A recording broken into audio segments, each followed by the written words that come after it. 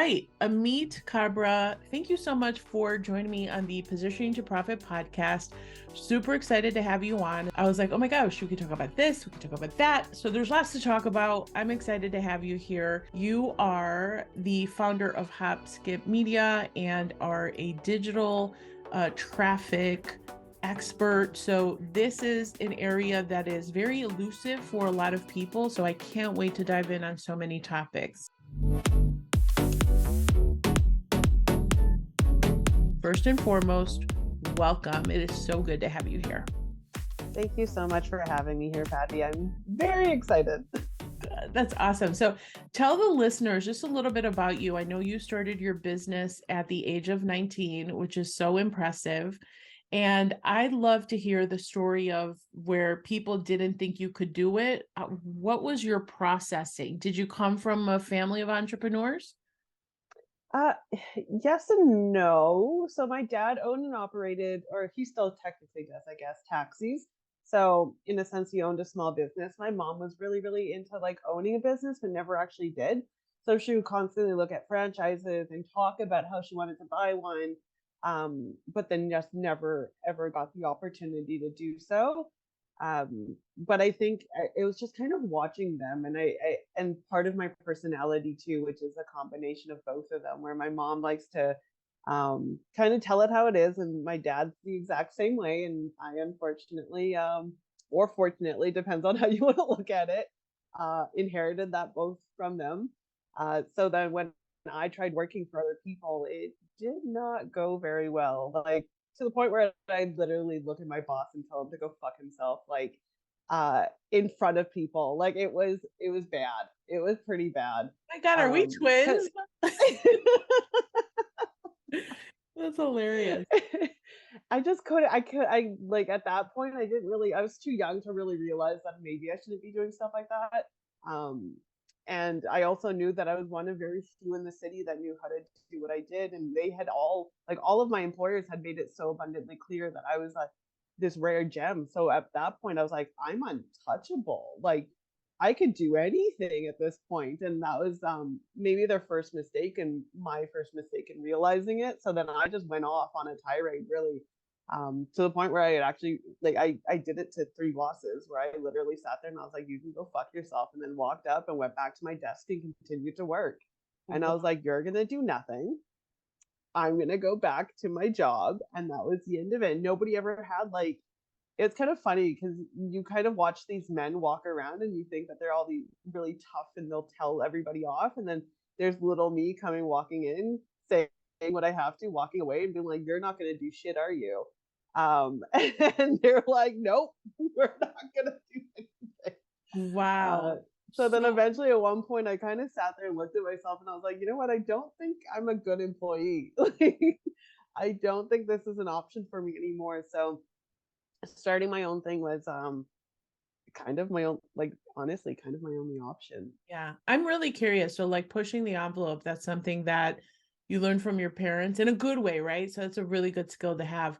Did you find that to be the case as an entrepreneur, like that particular way of being helped you in your entrepreneur journey? Yeah, I think a lot of people appreciated the fact that all the information and all the advice and anything that I had to say was always going to be unfiltered. Like, goes into this head, comes right out. I'm not going to think about it. Right. Um, and I think a lot of people really did appreciate that, because every single time I gave advice, it was not through the lens of trying to benefit myself. It was really truly just to help. Yeah. And that's how I kind of really was able to develop such a great name for myself in the city that I was living in at that time, which then ended up turning into that massive ego for that little bit, where I was like, oh, I could do whatever I want because I have this whole city that literally believes that I'm the only person who can do this job. Mm. So it kind of, it really helped. It's helped more so now, I think, just because now I run my agency. So now I know that there are certain things that you probably shouldn't say to people. Right. But everybody still relies on me for that advice. That even like when the pandemic hit, clients were calling and they're like, what do we do? And I remember my first thing was get email addresses, invest in your email marketing. And they were just like, huh? And I was like, yeah, I'm like, don't give me more money. Go do it somewhere else. And they were always really shocked by that. Cause I'm like, at the end of the day, I'm like, I need your business to survive for me to have your business. So like, I'm never going to look at it from the lens of give me more money so I can momentarily make more money. I'm thinking about it long term. If you have a business that's going to stay for a really long time, I'm going to have you as a client for a really long time, I hope. Um, and so, yeah, I like to credit the fact that they never really, especially my dad, like he just says things and it just comes out and it is what it is. But I'm very grateful for that because now I've learned that, like, especially when it comes to giving advice, that's how I need to be. Maybe not so much in like, interpersonal issues, but especially when it comes to advice, just being very unfiltered I has love really been the reason or why I found success. I love it. So, okay, talk to me about the best business advice you ever received, because am I understanding you correctly that this venture that you got into at 19 is what you've been doing? So no, so my first Okay. business at 19 was in an event planning. So Okay. I was volunteering for an organization for quite some time, and then started doing it with other organizations as they started to know who I was and wanted to see what else I could bring to their organization, I guess. And then eventually at one point, I don't know who got into my head. I went, oh, I want to try doing it. And one of the head chair or I don't know what he was, the executive chair, I guess, uh, basically literally was like, I don't think you could do it. And I remember I have a very bad temper. That's also one of my greatest flaws that I got from dad as well. Mhm. Um, when somebody just tells me I can't do something, it's like just inherently in me where I'm like, I'm gonna go do it anyway. Yeah. So I literally went, okay, fine. So I was the only female at that point running an event. I was the youngest at that point as well. My team was the youngest in all of North America. And within that first year, they actually had to issue a press release saying that they weren't going to continue with their largest event. And I also got credited in there, which I thought was absolutely hysterical. And I wish I kept it and like printed it and put it in a frame or something. I wasn't forward thinking back then, but it's out there somewhere on the internet. So I did that for about 3 years, realized I hated um, event planning. It's just too much work and not enough payoff really at this point, or even like people thanking you. It's pretty much a thankless job. Yeah. Um, and then in between doing all of that, I started doing pay-per-click ads, and that's how I fell into PPC. So event planning led me to this career. But I've been running this agency for 5 years, and I started freelancing, I think it was 8 years ago, 8, 9, somewhere around there. Okay. And so tell me the best business advice you ever got. Oh gosh. I think the best business advice is literally the side of asking for help, really, at this point, finding mentorships, accountability groups, that kind of stuff. I got very lucky that when I really started investing in my career in PPC, we had online communities um, that were run by Google at that point. So I just hopped into that, found it randomly one day, started asking questions. And then people who had been doing it longer than I had kind of took me under their wing. They were just like, you ask the right questions, but you also try to find the solutions before you come to us for advice. And that was something that they really, really appreciated. So for them, they were like, we see you going pretty far. So I was able to have a line to people in Richmond, Virginia, and San Francisco, and all across the planet just because I somehow knew how to ask the question correctly. Um, and even to this day, I still have like accountability groups and mentorships and stuff like that, just because I don't know everything. There's no way in the world that I can know everything. So I'd rather pull on somebody else's strengths than to sit here and pretend that I know everything. Yeah. So talk to me, because this is a really big, I think, sticking point for a lot of people, especially in the solopreneur space, that they have some fear about ads, right? Like to run ads or whatever. So what are some practical tips? Because I know that you're a Google Ads expert. I have done ads on Facebook. Somehow I got banned. I can't get my ad account back. So I can't run on Facebook or Instagram. It's such a nightmare. I've also tried TikTok and it's this. And so I kind of have that like jaded perspective as well. And I need to get over it because it is an accelerator. in terms of like getting that attention or whatever. I would love for you to talk a little bit more about the types of ads you do and why you think it's so valuable versus these other options. Because I don't think I've ever asked somebody straight away. And I'd love to get your take on it. Yeah, the way that I view Facebook ads and Google ads is that Facebook kind of opens the door and Google kind of closes it for you. So when we're looking at strategy, especially if the budget allows it, I usually kind of try to suggest doing both, using Facebook as that brand awareness side of things, and then Google as that here they are, very ready. Now you have to close them.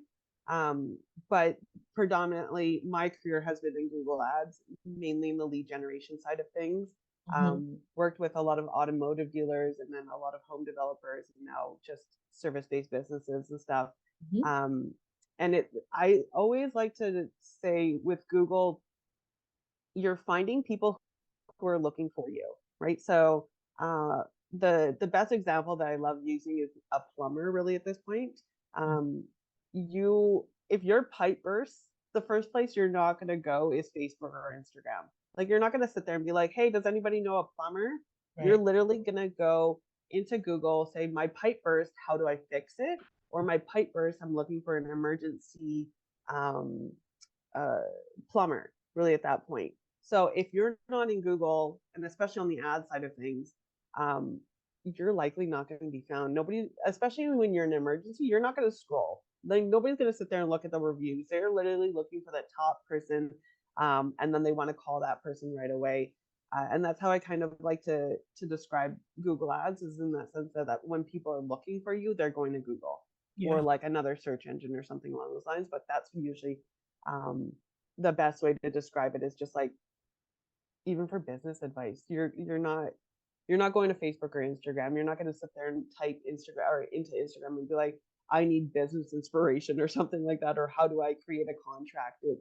I'm going into Google. How do I create a will? How do I create a legal agreement? How do I create an NDA? So if you really want to be in front of people when they're actually in that process of one, learning about what you do, or actually ready to hire you, Google is the best place to be. Excellent. And so tell me maybe 3 tips or so of what somebody can do that are looking to entertain the concepts of advertising. Because I'm really big on, okay, your offering has to solve for a problem. And I think that's exactly what you're saying. It's like that plumber is fixing the leaky pipe. That's a real world problem, right? I have a cavity that's rotting in my mouth. I I don't really, but I would want a dentist, right then and there.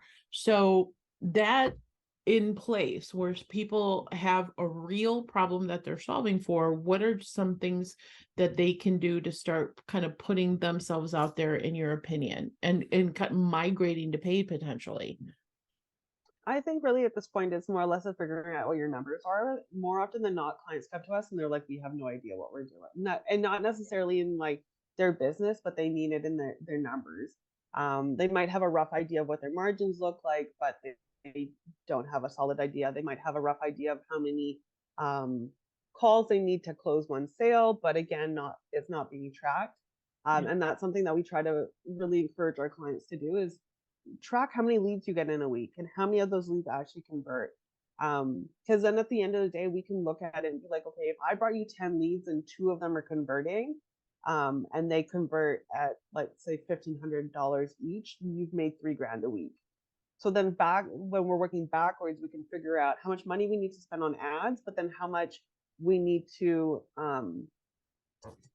like, obviously the name of the game is to drive down costs as much as we possibly can, but like we need a break even point. Where do we make money and where do we start losing money? Mhm. Because we've had a couple of instances with clients where they weren't charging enough, and it took us having to go through uh, the ads to sit there and be like, we need to get your cost per acquisition or your CPA down to $4 or something like that. And at that point, it was like, it's virtually impossible for the product that you're selling. So then we had to go back and actually fire them and be like, we can't Right. do this, because like when we add on our fees on top of it, like you're losing money every single month, even though it might look like you're making cash for the time being.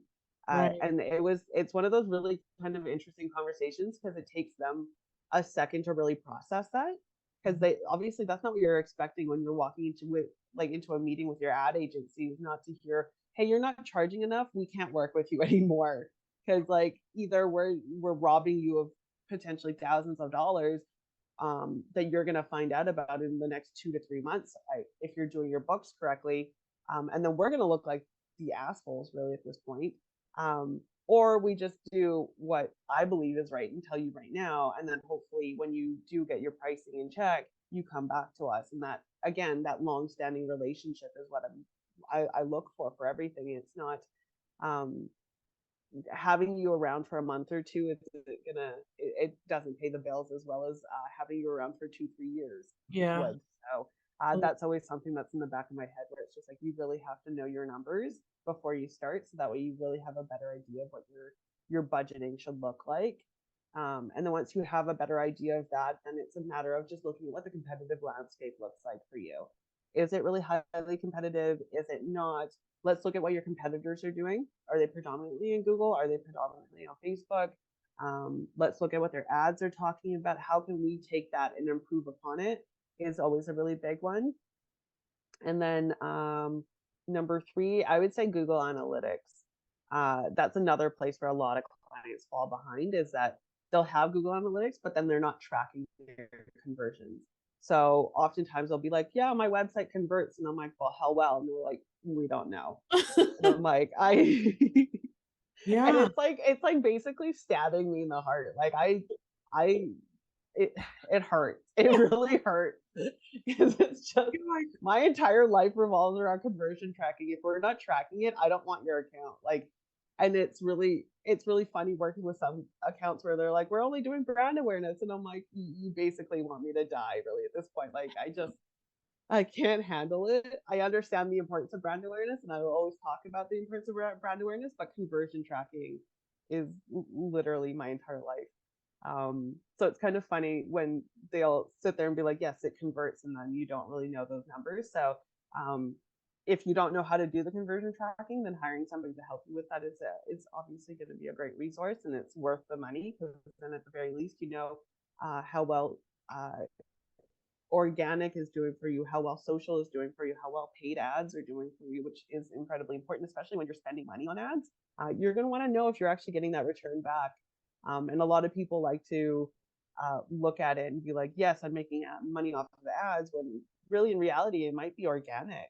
And without that conversion tracking, you won't actually know. oh, so good. So good. Yeah. So it's just being a good steward and understanding what your numbers are. Mm-hmm. Awesome.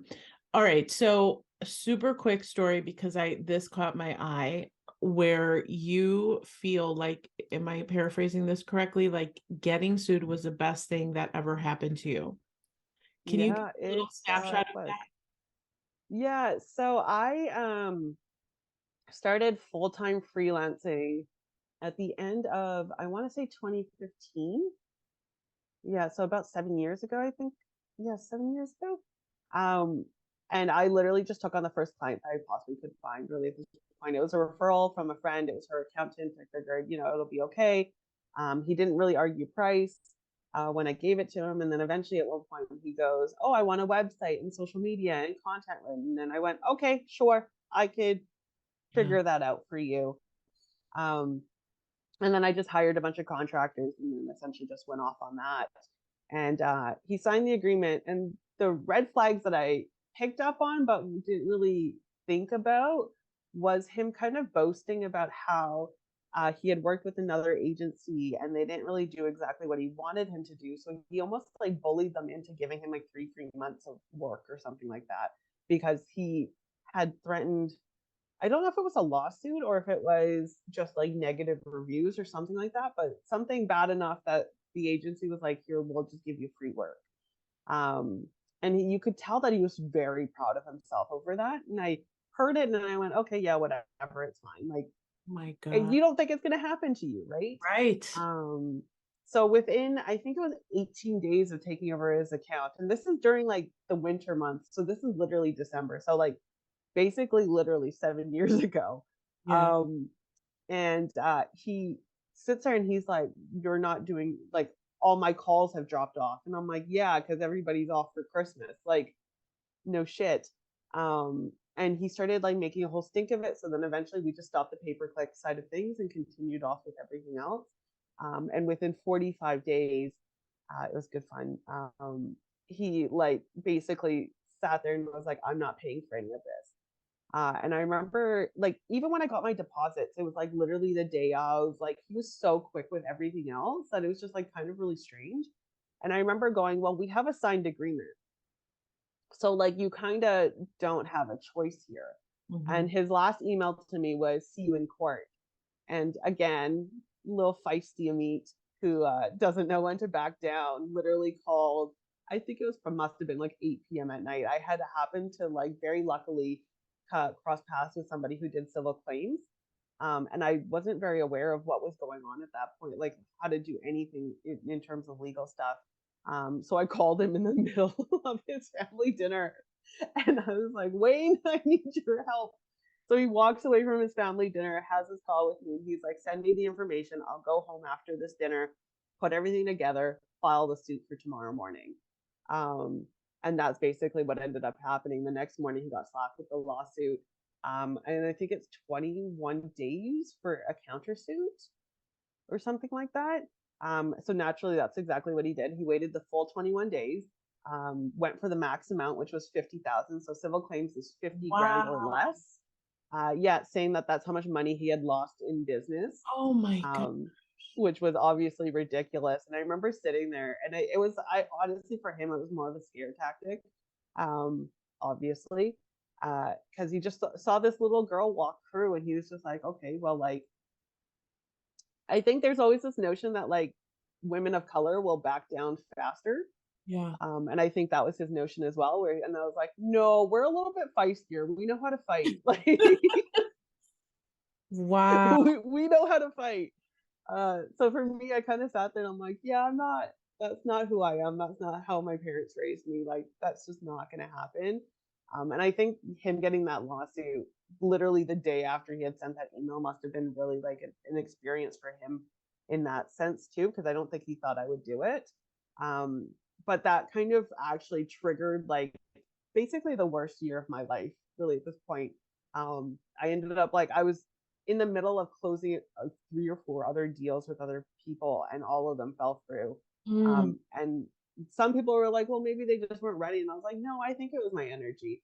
I like genuinely believe that it was just me sitting there going, am I really good at my job, or am I just like everybody else? Like, because the things that he had said to me made me kind of feel like I didn't know what I was doing. And at that point, I think I was 26, 27. So like, obviously I'm going to kind of internalize that a little bit. And I still kind of do if I really think about it, but it's okay for the most part. So then eventually those deals didn't go through. I started experiencing pretty severe panic attacks that I didn't realize were panic attacks. So like my entire chest seized up and would continue to do so. So sometimes when I try to get out of bed, I physically couldn't. Like, it was like, it hurt so much. So I'd literally lay there for most of the day. And I have 2 dogs, and I couldn't tell you what happened to them during that time frame. Like, I have no recollection of it. I mean, they're happy and healthy, so I'm assuming they were okay. But like, it's one of those moments where I'm like, I actually, like, as much as I try to think about it, I'm like, I don't know where they were in any of this. Yeah. And then obviously, not obviously, but I was put on an antidepressant, and then I was diagnosed with severe anxiety and depression. And then eventually the medication started to wear off a little bit, and I started feeling a lot more pain again. And it turned out that we never did blood work for me, which was irritating, because I was like, shouldn't have that been like the first thing that we were doing, especially when I'm having like chest pain and stuff like that.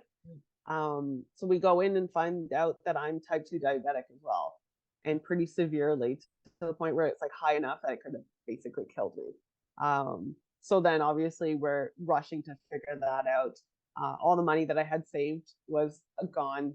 So I ended up leaving the province that I was living in there, and went back home for a couple of months. And then in between all of that, the relationship that I was in completely blew up in my face. And You're like, it was anything just else? It's so interesting. Man, I totally understand that because that happened to me, what was it, 2018? That was my big thing. Like the same deal. It just Yeah. kept stacking, stacking, stacking. I'm like, what am I supposed to learn here? And you got to dig yourself out of it because only you can dig yourself out of it. But when you're in the depths of it, it really sucks. And it really starts to do a major number on your mindset. So everything you're saying, I appreciate everything you're saying so much. So obviously you turned the corner and overcame. So what was that kind of that tipping point for you where you then said, I need to remember who the fuck I am again? Like, you know what I mean? And find your power. So you Yeah, clearly, I think it was one of my friends who kind of put the seed in my head. Because I've always been the protector of everyone really at this point. So then to watch me sit on the floor basically crying all day and not eating properly and stuff like that was a really weird experience for a couple of my friends because they were like, we don't know you this way. Like this isn't who you are. And I think it was one of my best friends who kind of looked at me and was just like, this isn't a cute look on you. Like and then a couple months in, I kind of took my time at my parents' house and just kind of relaxed and did what I needed to do. And then eventually I decided to return back to Alberta, which was the other province that I was living in. And the only thing that kept on running in my head was like, I can't leave like this. Like, this is not how the story ends for me. mm, Um, because I've always had like a clear picture in the sense of how I want people to talk about me. Not necessarily what I want out of life in terms of my career and my business, but a very clear sense of how I want people to talk about me. And resiliency is one thing that I always have been like called really at this point. Like I'm pretty resilient and very persistent, like almost annoyingly persistent. Um, it is what it is at the end of the day, but like that's just who I am. And I remember looking at myself at one point and I was like, I don't think either or word could be used in this scenario. So I packed up my stuff and literally went on going back. And my parents were not happy with that decision because obviously they wanted me to stay with them. And my dogs were with me at that point too. So my parents had gotten pretty attached to them. So they were not happy. And then I ended up living with a friend for a little bit. It was a horrible experience, but it saved me a ton of money. And then I was able to save a little bit of a down payment and ended up buying a condo. And that's when I think really things turned around. Because I think knowing that I had like this set amount of money that I had to pay for a mortgage and that I had to pay for condo fees, otherwise, like I wouldn't have the space anymore. right. Really kind of pushed me into gear. So then I just started sending out messages to people on LinkedIn about just randomly just like wanting to meet up and do coffee. All the connections that I had prior to when I was working in agencies, running my mouth off to my bosses, started to pan out. All of the people that I was working with were so incredibly brilliant that the agency didn't really appreciate them for who they were. So they went off to bigger and better jobs. And then when they got into those positions where they were able to make decisions, they went, I want to go back to my friend. And that just started snowballing. And eventually I went from, I think the year before was like 35K in revenue. And I went from that to like 150 something, basically like in a year's time, to the point where my accountant called and he was like, how? You're like, are you doing something illegal? What's going on? That's Oh amazing. man. And it's been amazing because every single year he'll call and he's like, you did better. And I'm like, thank you. Because I'm like, the only approval I need is from you, honestly. Like I just need my accountant to be like, wow, Ameet, you did it. Oh, So it was, yeah, he was a friend of mine before. He was my accountant as well. So it's always been kind of nice just to have that there. And he sat there and he's like, I think it's time for you to incorporate because he's like, this is you're gonna be paying a ton of money in taxes if you don't. Uh, yeah. and that was kind of the start of the agency. So Love it. um, yeah, Big. yeah. That's big. Good. That's amazing how you turn that around. It's very admirable.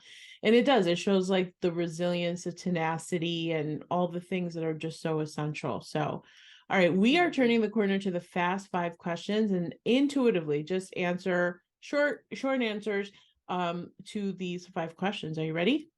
Yes. Amit, what's your current state of mind? Oh gosh, I think it's kind of happy and sad all at the same time. Oh, really? We kind of went through something really pretty horrible in June as an agency. So our business manager on Facebook was hacked, and it actually kind of decimated about like 30 to 40% of my business. Mm. So we're still recovering through that. And that's been honestly quite heartbreaking just because it was something that I couldn't control. I literally just watched it happen. And when you're like, you see, it's almost like watching a car crash and you're screaming at the cars to be like, no, slow down. But you like, there's nothing that can be done. That was very much the feeling on my end, where I just sat there and I was like, okay, I'm just going to watch these cars blow up now. There's nothing for me to do. And just getting to a place where I was like, okay, it is what it is, has been hard, but we've been doing relatively well for the last couple of months, and we're starting to close the gap a little bit more, which has been really nice. So happy, sad. I got you. I get it. It's been a weird year for me too, so I appreciate that. What's your idea of perfect happiness? Ooh. Honestly, I think it's just waking up with a smile on my face, really, at this point. I think if I'm able to wake up every single morning being happy to be around, I think that's probably the epitome of happiness. Hell yeah.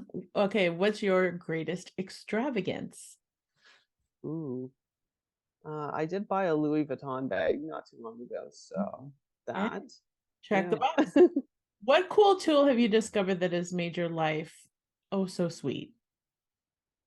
I really love Slack. I know that I don't know if that's a common answer, but I really love Slack because I'm able to communicate with people across the planet and actually start these relationships and these bonds. So when I join new Slack groups and stuff like that, that's always really exciting because it's just a whole new plethora of people that I wouldn't have known otherwise. I love it. And then the last question, after all is said and done, what do you want your legacy to be? Resiliency and persistence. I mean, you're putting it to the test and you doing it every time. So 100%. I see that. All right, Ameet, thank you so much for joining us. How do people get in touch with you, find out more about how you can help them with this whole traffic thing, with understanding their numbers, with getting them on track? We want to know more. How do people do that? So if you're interested in working with us or just want to learn more about PPC, our website's a great resource, especially the blog. So that's hopskipmedia.com.